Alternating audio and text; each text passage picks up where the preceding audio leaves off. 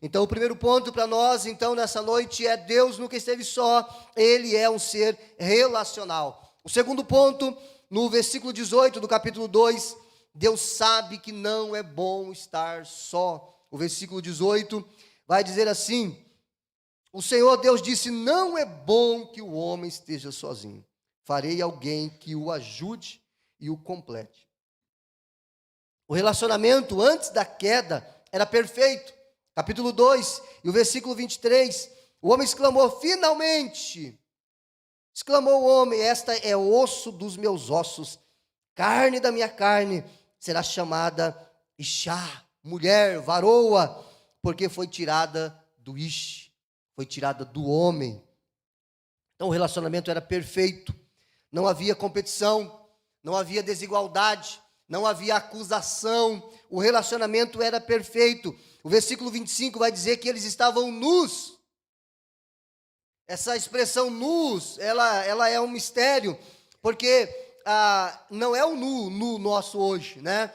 Provavelmente havia uma glória que estava ali sobre aquele primeiro casal, mas eles não tinham necessidade de tapar a sua nudez, era algo diferente, que talvez nós só vamos entender na eternidade. Diz que eles estavam nus, e essa expressão, estar nus, quer dizer que eles eram perfeitos, que havia total transparência entre eles, havia uma comunhão íntima, assim como havia a comunhão na Trindade, Pai, Filho e Espírito Santo. A palavra para no hebraico, no original, é a mesma palavra para quando o homem se torna um só com a sua mulher. Errad, a expressão é errad. Deus é errad.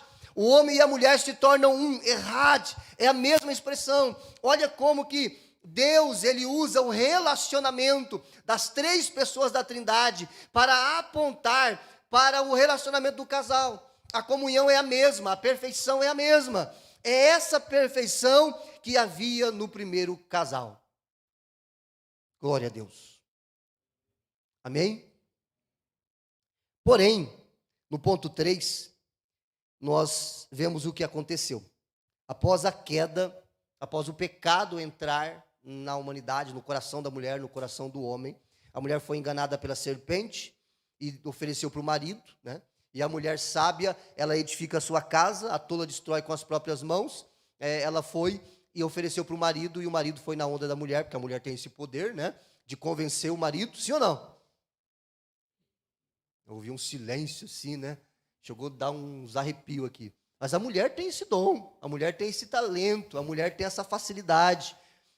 Daqui a pouco você vai entender por que eu estou falando isso. Mas o homem, ele tinha responsabilidade de dizer não. Onde é que você estava? Sei que você não está aí cuidando da sua mulher, cuidando da sua esposa, deixou o diabo chegar e tomar conta do pedaço. Cadê você, varão? Ele foi e comeu também do fruto proibido. Talvez ele amava tanto ela, dizia assim: você vai, eu vou também, né? Você enfiou o pé na jaca, eu vou também.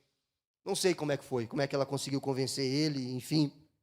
Mas o que aconteceu é que após o pecado eles perceberam que estavam nus e não havia mais transparência entre eles. O capítulo 3 e o versículo 7 disse assim: naquele momento seus olhos se abriram e eles perceberam que estavam nus, por isso costuraram folhas de figueira uma a outra para cobrir a nudez. O casamento que era perfeito agora se torna um grande desafio. O casamento se torna um grande desafio. O casamento começa, ali no primeiro casamento, eles começam a sentir medo de Deus. No versículo de número 8, diz assim o versículo 8 do capítulo 3, quando soprava a brisa do entardecer, o homem e a mulher ouviram o Senhor Deus caminhando no jardim e se esconderam dele. Se esconderam de Deus. Hoje nós experimentamos, apesar da redenção em Cristo, nós vamos chegar no último ponto, apesar de sermos crentes, nós ainda estamos nesse corpo de carne e nós ainda experimentamos as dificuldades do relacionamento, principalmente do casamento, que isso aflora para os demais relacionamentos, porque é derramado sobre os nossos filhos e é derramado também sobre as pessoas que estão à nossa volta. Haviam então perdido aquela transparência, e de repente Deus diz assim: o que aconteceu com vocês? Quem é que foi que falou que vocês estavam nus? E o homem disse assim, ó, foi a mulher que o Senhor me deu. Lembra que o Senhor viu que eu não estava só, que eu estava sozinho, o Senhor disse, não é bom. Eu não falei nada para o Senhor. Foi o Senhor que veio com essa ideia de que não era bom, né? Eu via os animais ali e tal, enfim, mas eu nunca cheguei no Senhor, o que o Senhor vai fazer? Eu estou sozinho. Não, o Senhor que veio com essa ideia. Então a culpa é do Senhor. Não é assim que a gente faz com Deus? A culpa é de Deus. Foi Ele. Tá, a culpa não é de Deus, então a culpa é dela. Foi a mulher que o Senhor me deu. Olha o problema que o Senhor me arrumou. E a mulher olha para a serpente, quando Deus fala com ela, diz, ó, foi a serpente. Ali começam as acusações, ali começam os conflitos. No capítulo 3, do versículo 12 ao 14, e nós vemos o quanto é difícil o relacionamento. E o quanto tem se tornado banal o casamento no meio da sociedade que nós vivemos. Ah, não deu certo, divorcia. Arruma outro. Porque o problema é ele. Aí você faz igual a mulher da beira do poço, a mulher samaritana. Eu imagino talvez ela dizendo assim, não, o problema era ele. Eu vou separar, aí arrumou outro marido. E o problema era o segundo. E o terceiro problema é o quarto, quinto. Está no sexto, Jesus diz para ela assim, ó, não é seu marido. Puxa, será que eu nunca vou admitir que o problema sou eu? Será que eu não vou apontar o dedo para mim e parar de olhar pela janela e olhar no espelho? Porque quando eu olho para o espelho, eu vejo o meu maior inimigo. Não é o diabo. Eu mesmo. Meu maior inimigo. Será que a culpa é só minha? Será que a culpa é só dela? Será que não seria melhor nós admitirmos o erro, nos arrependermos e nos prostrarmos diante do Senhor e falar assim, ó, quebra tudo esse vaso e faz de novo? Porque o problema sou eu, o problema é a gente que é o problema. Aquela expressão assim, ela me irrita, não é ela que te irrita, é você que se irrita com ela. Você viu a diferença? Porque não é ela que joga a irritação em você, a irritação está dentro. A boca fala do que está cheio o coração. Você pega um copo com água e agita assim, ó, o que sai para fora?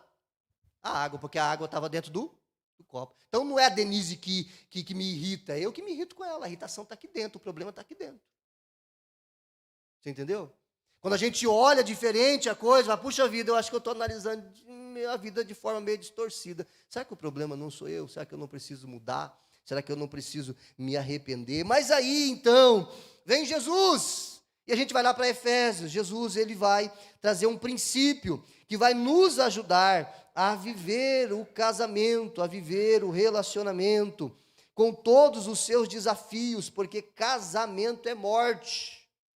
Quem casa morre. Amém? É verdade, irmão.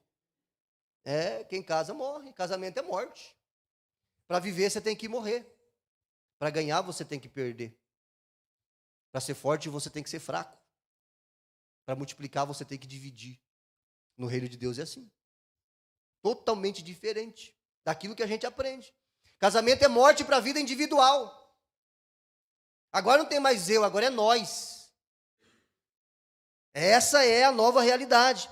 Efésios capítulo 5, a partir do versículo de número 21, nós vamos aprender que somente em Jesus Cristo nós temos a restauração do verdadeiro sentido do casamento. Jesus vem para mostrar qual é o real sentido do casamento. E a gente vai ler isso no manual do fabricante. Sabia que a Bíblia é o manual do fabricante? O problema é que nós não lemos o manual. Você comprou a televisão, aí você sabe desligar, ligar, aumentar o volume. Para quê? Você é especialista, você não precisa de manual. Não precisava nem fazer o manual. Não é assim, para que manual? Quem aqui gosta de ler manual? Eu não gosto. Você compra um carro novo, eu sei, da partida e tal, o manual está lá novinho. Você vende o carro com 30 anos, o manual está fechado. Não é assim?